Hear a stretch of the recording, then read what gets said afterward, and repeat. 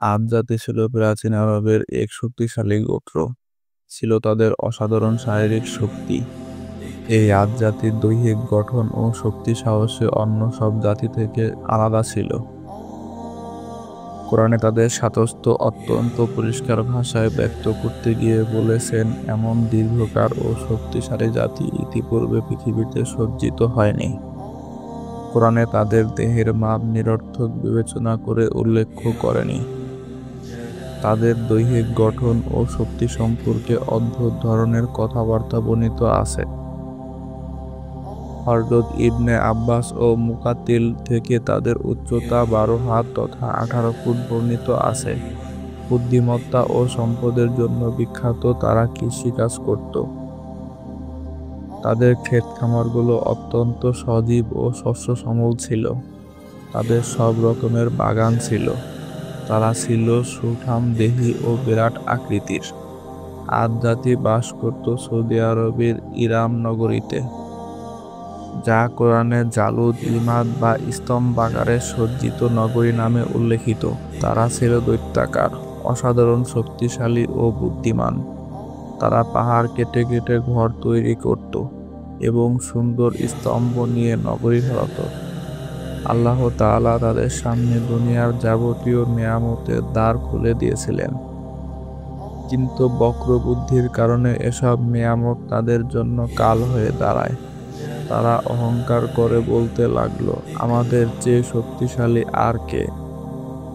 আদ জাতির অহংকার তাদের আল্লাহর পথ থেকে বিচ্যুত করে। তারা মূর্তি পূজায় লিপ্ত হয় এবং আল্লাহর একত্ব বিশ্বাস ত্যাগ করে। তারা গঠন করেছিল দাসদল, যারা মানুষকে লুটত, এমনকি হত্যাও করত। কোরআনে বলা হয়েছে, তারা পৃথিবীতে অহংকার করত এবং বলতো, আমাদের চেয়ে শক্তিশালী কে আছে?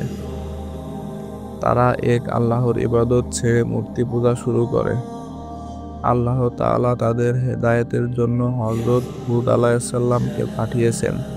তিনি ছিলেন তাদেরই পরিবারের একজন।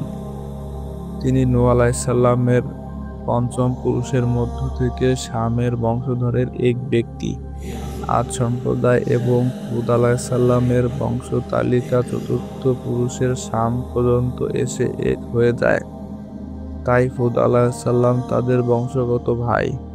হুদ আলাইহিসসালাম তার জাতিকে শিরক মুক্ত ইবাদতের আহ্বান জানান। তিনি বলেন, হে আমার জাতি, তোমরা কেবল আল্লাহরই ইবাদত করো। তিনি ছাড়া তোমাদের জন্য কোনো উপাস্য নেই। তোমরা কি তাকে ভয় করো না? আদ জাতির আগে নূহ আলাইহিসসালামের জাতির উপর পতিত মর্মান্তিক শাস্তি মানুষ তখনও ভুলে যায়নি। তাই হুদ আলাইহিসসালাম আযাবের কঠোরতা বর্ণনা করা প্রয়োজন মনে করেননি, বরং এতটুকু বলাই যথেষ্ট মনে করেছেন যে, তোমরা কি ভয় করো না? হযরত হুদ আলাইহিসসালামের দাওয়াতকে প্রত্যাখ্যান করে আদ জাতির সর্দাররা বলতে লাগলো, আমরা তোমাকে নিশ্চিত নির্বুদ্ধিলতায় লিপ্ত দেখতে পাচ্ছি। আমাদের ধারণা তুমি একজন মিথ্যাবাদী। হযরত নূহ আলাইহিসসালামের জাতিও তাকে প্রায় একই কথা বলেছিল। উভয় কথার উত্তরও একই, অর্থাৎ আমার মধ্যে কোনো নির্বুদ্ধিতা নেই। ব্যাপারটা কেবল এতটুকু যে আমি বিশ্ব প্রতিপালকের কাছ থেকে রাসূল হিসেবে প্রেরিত হয়েছি। আমি তার বার্তা তোমাদের কাছে পৌঁছে দেই, যদিও তা তোমাদের মনোপুত নয়। তোমাদের জন্য তিনি ছাড়া কোনো ইলাহ নেই। তোমরা কি ভয় করবে না? আদ জাতির আবদ্ধতা ও অহংকারের কারণে আল্লাহ তাদের উপর শাস্তি প্রেরণ করেন। আদের অমার্জনীয় পাপের ফলে প্রাথমিক গজব হিসেবে 3 বছর বৃষ্টিপাত বন্ধ থাকে। তাদের শস্যক্ষেত সমূহ শুষ্ক বালুকাময় মরুভূমিতে পরিণত হয়। বাগ বাগিচা জ্বলে পুড়ে যায়।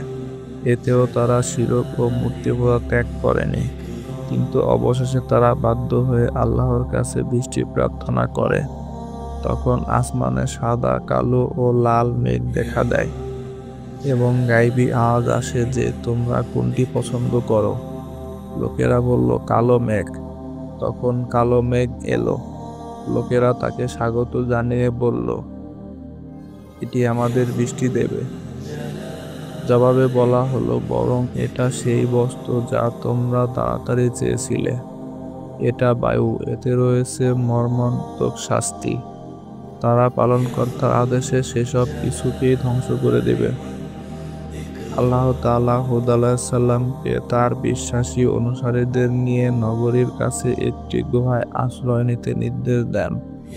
কোরআনে এই গুহার অবস্থান দক্ষিণ আরব উপদ্বীপে, সম্ভাব্য পূর্ব ইয়েমেন বা পশ্চিম ওমানে বলে উল্লেখ করা হয়েছে। অবশেষে পরদিন ইরাম নগরীতে এক ভয়াবহ ঝড় আঘাত হানে, যা কোরআনে রিহন আকিম বা ধ্বংসকারী ঝড় নামে বর্ণিত। 7 রাত্রি ও 8 দিন ব্যাপী অনবরত ঝড় তুফান বইতে থাকে।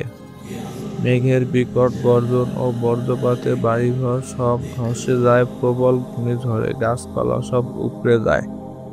মানুষ ও জীবজন্তু শূন্যে উল্লখিত হয়ে সজোরে জমিনে পতিত হয়। আদ জাতিকে সম্পূর্ণরূপে ধ্বংস করে দেয়। শুধু হুদ আলাইহিসসালাম এবং তার বিশ্বাসী অনুসারী এই শাস্তি থেকে রক্ষা পান।